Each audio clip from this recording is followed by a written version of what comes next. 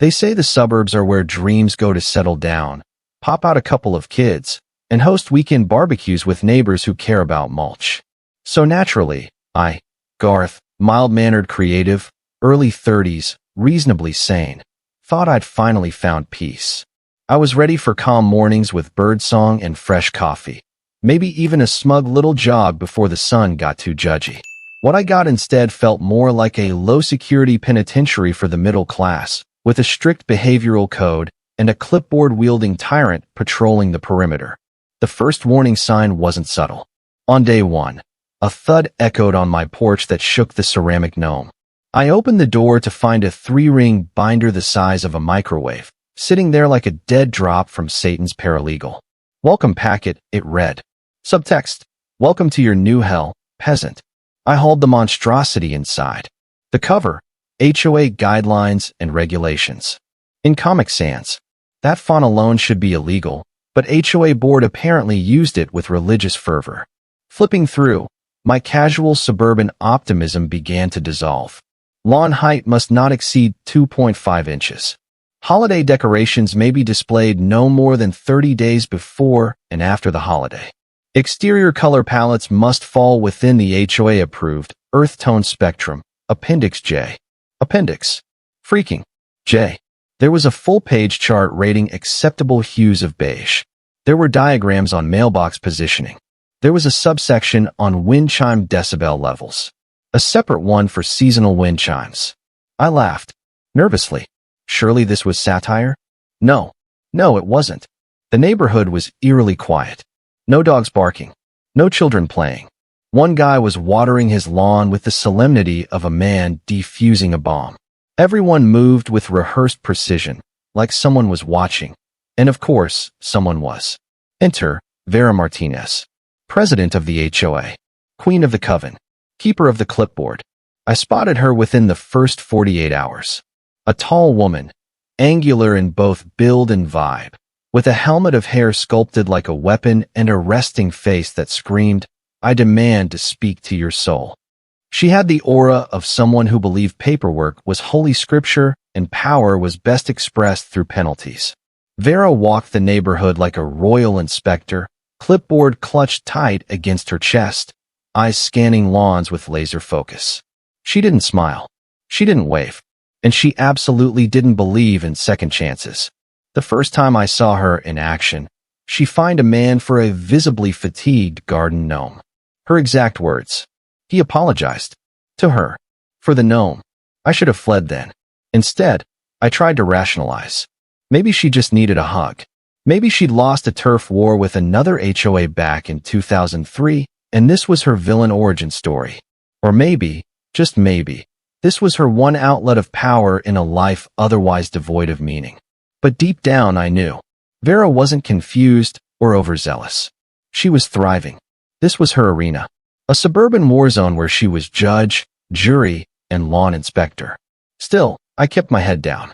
I painted my mailbox. I trimmed the lawn like it was sacred grass from Augusta National. I complied. Until one fateful Tuesday. It was early. The kind of crisp morning that makes coffee taste like victory. I was in my front yard, admiring my freshly mowed, laser-aligned lawn. Birds chirped, quietly, within HOA limits, and the sun was warm, like a gentle hug from the universe. Then she appeared. Vera, marching down the sidewalk in a khaki tracksuit that looked like it came with a built-in scowl. Clipboard tucked under her arm. She moved with the stiff grace of a robot programmed by a disgruntled DMV clerk. I raised my mug in polite greeting. Morning, Vera. She halted. Eyed my mailbox. Her head tilted slightly, like a hawk spotting prey. The paint on your mailbox is peeling. From the bottom. That's a fine. I blinked. I just painted it this weekend. She didn't flinch. It's peeling. I can see it. That's a fine. From the bottom? She didn't bother responding. Her eyes shifted to my lawn. Her pupils dilated like a shark sensing blood. The grass is too high. Another fine. I looked down. Fresh cut lines. Clippings still on my shoes. I mowed it today. An hour ago. She began scribbling. Disputing with the HOA president. That's another fine. You can't just issue fines like that. She cut me off. eyes glinting like she'd won a game I didn't know we were playing. That's another fine. I opened my mouth, closed it. My mug steamed. My brain didn't. This is absurd. And illegal. Another fine, she said cheerfully. You'll get them in the mail. Pay by the end of the month. She turned on her heel and marched off, leaving the stench of bureaucracy and lavender perfume in her wake. I stood there, blinking into the sunrise like I'd just witnessed a mugging by policy enforcement. And that's when it hit me. This wasn't about community or safety or home values. This was power. Vera's twisted suburban fiefdom. And the worst part? Everyone let it happen. But not me. Not anymore. I took a slow sip of coffee. The bitterness matched my mood. Time to fight fire with sarcasm. And formality. And probably a logo. Because if Vera wanted to play HOA dictator, then I'd be more than happy to become her friendly neighborhood resistance. You'd think that getting ambushed with phantom fines would sour a guy's week. And it did. For exactly 45 minutes. But after the fury settled and I rinsed the taste of HOA-induced injustice out of my mouth with a second cup of coffee, the absurdity started to bloom. Like a slow-motion comedy skit where the punchline just kept punching. See, Vera didn't just enforce rules, she embodied them. Rules about rules. Regulations about regulations. If bureaucracy were a person, it'd wear her haircut. But that morning, when she casually hit me with 4 citations before finishing her morning power march, something cracked. Not in a tragic, I'll never recover kind of way. More like a so this is how villains are born kind of moment. Let me take you back to the precise second it became personal. Coffee mug in hand, still standing in the yard like an idiot trying to absorb the HOA version of a drive-by shooting. I looked at my perfectly trimmed grass, my mailbox that had never been more painted, and I thought, this woman finds people for sport. This isn't order. It's ego in yoga pants. I walked inside. My inbox dinged. New notice from HOA. Violations received. They were fast. Impressively fast. Like dystopian fast. The email contained official violation summaries, all written with the clinical coldness of a robot lawyer. First, mailbox paint deterioration, violation code 6.3.4. Second, excessive grass height, subjective, violation code 5.2.1a. Third, argumentative behavior toward HOA authority, violation code 1.1.8. Fourth, uncooperative tone, C. Disrespect subsection, Appendix F. That last one wasn't even measurable. Tone. Was I supposed to greet her like she was the Queen of Denmark? And then, in bold, total accrued fines, $225. Due by end of month. Non-payment may result in escalation or lien action. I laughed. Out loud. I laughed like a maniac who'd been wrongfully convicted for jaywalking in an empty town. Then I laughed a little more because, really? A lien? For tone. That night, I went for a walk. Partly to cool my nerves. Partly to see if anyone else had that same hollow look in their eyes. The one that says, I, too, have tasted the wrath of Vera. Spoiler, they had. Neighbors avoided eye contact like we were in a support group for victims of passive-aggressive governance. A woman on her porch gave me a half-smile before nervously adjusting her patio chair to be exactly parallel with her flower bed. Another guy, mid-lawn mowing, gave me the look. That quiet, subtle nod of recognition between men being held hostage by ornamental grass regulations. I realized then, everyone was just complying. Going through the motions. Heads down. Lawns cut. Dreams dead. It wasn't just me Vera had declared war on. It was joy itself. And that's when the plan hatched. Not a revenge plan. No, revenge is too dramatic. Too messy. This was going to be strategic satire. A battle of formality. A campaign of absurdity, dressed in the language of bureaucracy she loved so much. That evening, I dusted off my printer and fired up Microsoft Word like I was suiting up for war. I spent the next 4 hours creating the first document that would change everything. The Common Sense Association TM. Tagline, promoting sanity in neighborhoods nationwide. Logo, a smiling sun wearing sunglasses. Helvetica font. Official watermark that looked suspiciously like a coffee ring. Then I crafted violation notice number 001. Common Sense Association TM. Division of Neighborhood Vibes and General Sanity. Violation notice number 001. Recipient, Vera Martinez. Dear Ms. Martinez, it has come to our attention that your aggressive facial expression is causing distress to local wildlife. Specifically, your smile appears to be scaring the neighbor's cat, Mr. Whiskers, who has filed a formal complaint through his owner. Violation, inappropriate facial expression in public spaces. Fine, 10 minutes of mandatory listening to someone else's opinion. Deadline, immediate compliance required. Please adjust your demeanor to pleasantly neutral or face additional penalties. Sincerely, the Common Sense Association. Normal People TM Division. Thank you for your cooperation. The Common Sense Association TM, because someone had to. I printed it on slightly yellowed stationery for that authentic HOA vibe, slid it into a plain envelope, and, under the cover of night, okay, 10:48 p.m., dropped it in her mailbox. I'd be lying if I said my hands didn't tremble a little. Not out of fear, out of the sheer giddiness of the first blow being struck. Next morning, I brewed my coffee like it was game day. I didn't wait long. At exactly 7:31 a.m., like clockwork, Vera emerged, clipboard in one hand, her expression already set to murder via municipal violation. She reached into her mailbox, pulled out the envelope, and paused. The moment of confusion. The eyebrow twitch. Then came the unraveling. She read the notice once, frowned. Read it again, this time slower. Her hands began to shake. Her mouth opened and closed. She clutched the paper as though it were blasphemy, defilement, sacrilege. Then she looked up, her gaze locked on my window, and I waved, casually, with the same hand holding my mug. A simple morning gesture, nothing overt. She snapped, like a pressure cooker popping its lid. The banshee screech started halfway across the lawn. What is this? Who do you think you are? I stepped out the front door. Is there a problem? I asked calmly, like I wasn't watching a bureaucratic meltdown unravel in real time. She waved the paper like it had personally insulted her ancestors. This is not a real notice. This is harassment. Oh, I said, feigning concern. It's from the Common Sense Association. We recently established operations here, trying to bring balance back to the community. She turned red. Full tomato. I am the HOA President. Exactly, I nodded. Which makes you eligible for participation in our pilot feedback initiative. I will fine you. I checked the bylaws, I said, sipping my coffee. Thoroughly. Twice. Nothing says I can't send well-intentioned feedback. You're mocking me, she seethed. Of course not. That would be a violation of tone. I gave her a slight grin. Wouldn't want that. She made sounds. Not words. Just raw noise.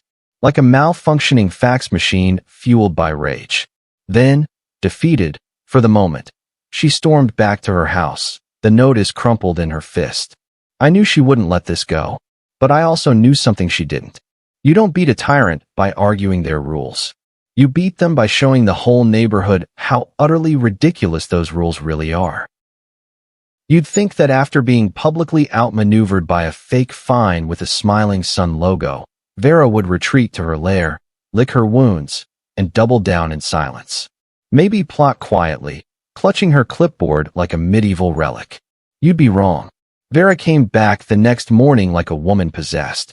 I was already outside, casually sipping my coffee from a mug that now said live, laugh, lawn, because I'd fully embraced psychological warfare. She stomped down the sidewalk with so much fury in her orthopedic sneakers, I half expected sparks to fly off the soles. She didn't even try subtlety. She marched straight to my yard. I am going to the HOA board, she hissed, like I'd just violated the Geneva Convention by joking about her facial expressions. This is impersonation. This is libel. Actually, I replied with serene confidence. I read all 147 pages of the HOA charter last night. It was illuminating. Then you know, she jabbed her clipboard toward me, that I can have you removed for harassment. Nope, I said, tapping my temple. I can be reprimanded with cause, but only by a majority HOA board vote at a scheduled hearing. with at least 5 days' notice. Section 9, paragraph 2. The look she gave me could have turned my begonias to ash. Besides, I added, taking a slow sip, we're not an official HOA. We're a parody nonprofit, just spreading joy and clarity. It's all very legal. Very normal. She stormed off, again. Second retreat. But this time, the performance had an audience. A curtain twitched across the street. A garage door that had never opened before creaked upward in slow motion. By lunchtime, I had 3 texts from neighbors I barely knew. Did you really send her a fine for her face? And smiling emoji. That letter. Can you show me how to make one? Please. Teach me your ways. It started like a ripple, one that had been waiting for someone to drop the first stone. By the end of the day, Vera had received at least 6 more violation notices, none from me. One was slipped under her door. Another was taped to her bird bath. One neighbor left it in a flamingo-shaped envelope right on her windowsill. They weren't crude or angry. Oh no, they were professional. Neighborhood Vibe Protection Agency TM. Restoring joy one complaint at a time. Notice number 011. Violation of emotional atmosphere. Description. On Tuesday at 7:32 a.m., subject was observed exhibiting hostile aura radius, spanning approximately 3 yards. Impact. Reported stress to both nearby residents and small mammals. Fine. Public apology to your own mailbox. You may appeal by writing a haiku explaining your feelings. By Wednesday, it became a movement. Mrs. Patterson, retired librarian and crochet club president, fined Vera for excessive clipboard fondling in public spaces. The Johnsons down the block cited her for walking with menacing intent while wearing beige capri pants. Even silent Mr. Chin issued a warning for operating without a sense of humor. His notice included a required penalty. Watch one full John Mulaney special. The fake associations multiplied. One teenager, Emma Rodriguez, launched her own agency, the Department of General Vibes and Aesthetic Rebalancing, and issued a fine that read, violation, unlicensed dementor activity. Details, subject found actively sucking joy from a 3-block radius. Remedy, must hang string lights and participate in karaoke or forfeit clipboard privileges. It was beautiful chaos. And then it went viral. Someone, I suspect Emma, posted a full timeline of Vera's reign of terror and the birth of the rebellion on Reddit. She even included photos, the mailbox, the notices, Vera mid-shriek, me sipping coffee like an Instagram influencer with a side hustle and pettiness. The subreddit r/HOA horrors devoured it. Within hours, we were internet famous. The comments section was a masterpiece. Fine her for existing without consent. Mandatory listening to opposing views. Revolutionary. This is the HOA equivalent of storming the Bastille with sarcasm and laser printers. Hashtag HOA Karen began trending on Twitter. People across the country started printing their own fake violations, tagging their friends, even sending letters to their local Karens. I got emails from strangers thanking me for giving them hope. My favorite post? A meme of Vera photoshopped as the Death Star with the caption, "This HOA will be operational, again never." Meanwhile, Vera? She was cracking. Her patrol stopped. Neighbors reported that she'd taken to watching the street from her window, her curtain twitching like a nervous tick. By Friday, her mailbox looked like modern art, overflowing with rainbow-colored notices. One neighbor even added glitter. She tried emailing the HOA board. They ghosted her. I heard she tried calling a lawyer, but even they laughed her off. And the best part? We never once broke a law. No trespassing. No threats. Just creativity. Humor. Truth wrapped in parody. Because when the system becomes a joke, the only response is to turn the punchline against the clown who thinks they run the circus. By Saturday morning, what started as one fake fine had escalated into full-blown paperwork warfare. The Common Sense Association wasn't just a one-man rebellion anymore. It had become a full-blown movement. A satirical insurgency, if you will. And the enemy? Still Vera, still clinging to her clipboard like a drowning woman with a flotation device made of policies. She had stopped leaving her house. That alone was unprecedented. For someone who once threatened a man with a /$50 fine for parking his car 2 inches too close to his own mailbox. Her retreat was a spectacle. By Sunday, someone installed a miniature mailbox in her front yard labeled "Suggestion Box for Your Soul." It was full by lunchtime. I know, because I peeked. Contents included: try smiling. Not the scary kind. Apologize to that tulip you yelled at. Just move already. The creativity reached religious levels. One neighbor printed Vera's face on fake money labeled "emotional debt notes," each worth one apology hour, and began handing them out to newcomers like Monopoly Cash. Another guy made a parody HOA handbook titled "How to Weaponize Boredom for Personal Glory," featuring a cover photo of Vera wielding a clipboard in front of flames. Kids started calling her Clipboardzilla. Someone even created a jingle. If you're cranky and you know it, write a fine. Vera had no idea how to respond. Her official HOA email? Flooded, mostly with meme attachments and gifs of the office. She tried to call an emergency board meeting. No one showed up. She tried leaving a note in my mailbox. It said simply, "Cease and desist or further action will be taken." I framed it and put it above my toilet. Now here's the delicious twist. Somewhere in the chaos, someone, definitely not me, okay, maybe me, submitted a Freedom of Information request to the HOA board. Turns out, Vera had been fining people for completely invented infractions for years. No documentation, no evidence. Some violations were based on vibes. Others? Spite. My favorite. Inappropriate wind activity during patio umbrella operation. $35. Public outrage exploded like someone had just told the neighborhood they couldn't use mulch ever again. Suddenly, Vera wasn't just annoying. She was illegitimate. By Tuesday morning, a full-on investigation had started. Turns out even HOAs have checks and balances when someone actually reads the fine print.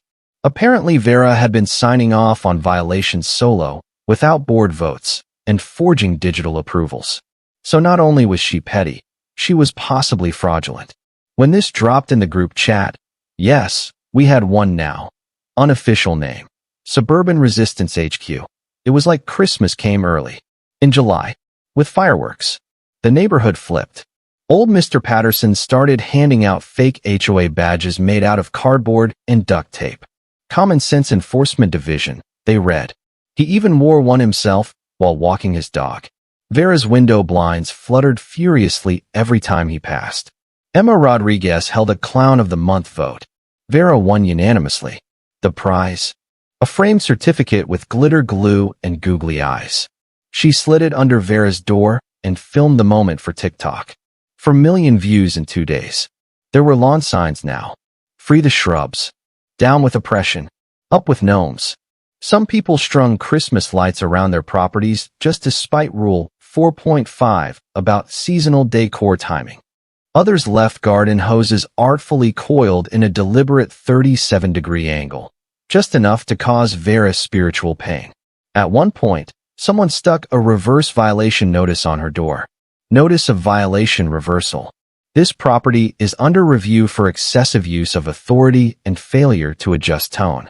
Penalties include loss of clipboard privileges, permanent reassignment to HOA mascot duty, relocation to the nearest community with emotional support bylaws, appeal options, interpretive dance, or limerick. You have 24 hours to comply.